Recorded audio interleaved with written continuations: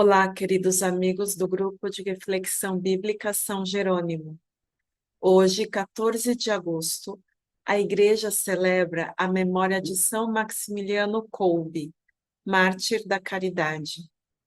Eu lhes convido a refletir sobre o Evangelho do dia que se encontra em Mateus, capítulo 18, versículo 21, a capítulo 19, versículo 1. Este texto se encontra no final do ministério público de Jesus na Galileia, antes de empreender a viagem para Jerusalém, onde viverá a sua Páscoa. O tema do evangelho de hoje é o perdão e aponta para o que acontecerá em Jerusalém. No Evangelho segundo Mateus, o perdão tem um papel fundamental. No início deste evangelho, ao anunciar a José o nascimento de Jesus, o anjo lhe diz em seu sonho que deve colocar o nome de Jesus no menino. O nome de Jesus significa Deus salva, e o evangelista interpreta o nome de Jesus a partir do perdão dos pecados. José deve lhe colocar o nome de Jesus porque ele salvará o povo de seus pecados. Mateus capítulo 1, versículo 21. Ao longo de sua missão na Galileia, Jesus exerce a ação salvadora, perdoando os pecadores e ensinando seus seguidores a dar-se mutuamente o perdão. Já no Sermão da Montanha, ao ensinar a oração que chamamos de Pai Nosso, Jesus ensina que quem é capaz de perdoar o irmão pode pedir e receber o perdão de Deus. É como se, pelo exercício do perdão, Deus concedesse ao coração de quem perdoou a capacidade de também acolher o seu perdão e a sua salvação. Inclusive, o perdão dado ao irmão é apresentado como uma condição para receber o perdão de Deus. No Evangelho de hoje, Pedro pergunta a Jesus quantas vezes deve perdoar o seu irmão se este pecar contra ele, se até 7 vezes.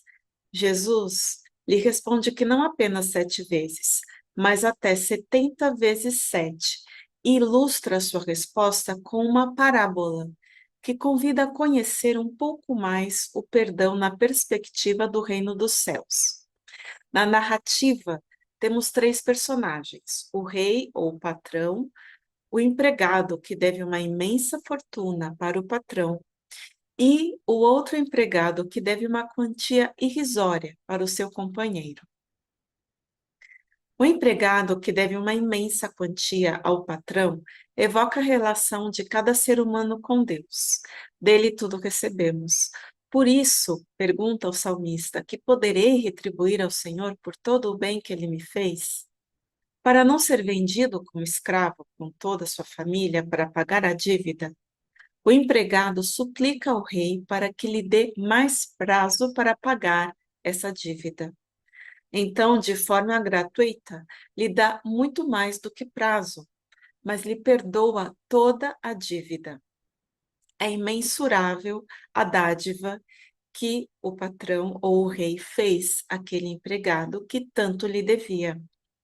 Jesus aqui nos mostra o amor do Pai, que é rico em misericórdia, o rei que lhe perdoou toda a dívida ao empregado. Espera-se que quem foi beneficiado com a graça imensa do perdão misericordioso seja também misericordioso e compassivo com os irmãos. Esta parábola se encontra na seção dos discursos de Jesus para a comunidade. A pergunta de Pedro é sobre o perdão entre os irmãos. Contudo, ao responder, Jesus vincula o perdão que se deve ao irmão ao perdão que cada um antes recebeu de Deus. Aquele empregado que foi perdoado de uma imensa dívida, porém, não teve misericórdia com seu colega que lhe devia uma pequena quantia. Não o perdoou como ele mesmo havia sido perdoado. O efeito disso não foi apenas na relação dele com este companheiro que lhe devia, mas com os demais empregados e com o rei. Os vínculos dessa comunidade ficaram feridos. Os outros colegas ficaram decepcionados e tristes por ele não ter sido compassivo e misericordioso com quem lhe devia, e por ter feito com o outro o que ele mesmo temia que se fizesse com ele. Por isso, o patrão ficou decepcionado também com este empregado e voltou atrás na sua decisão de perdoar a dívida. Então, este empregado teve que pagar as consequências e até que saldasse toda a dívida. O rei lhe repreendeu por não ter tido misericórdia e compaixão com seu companheiro.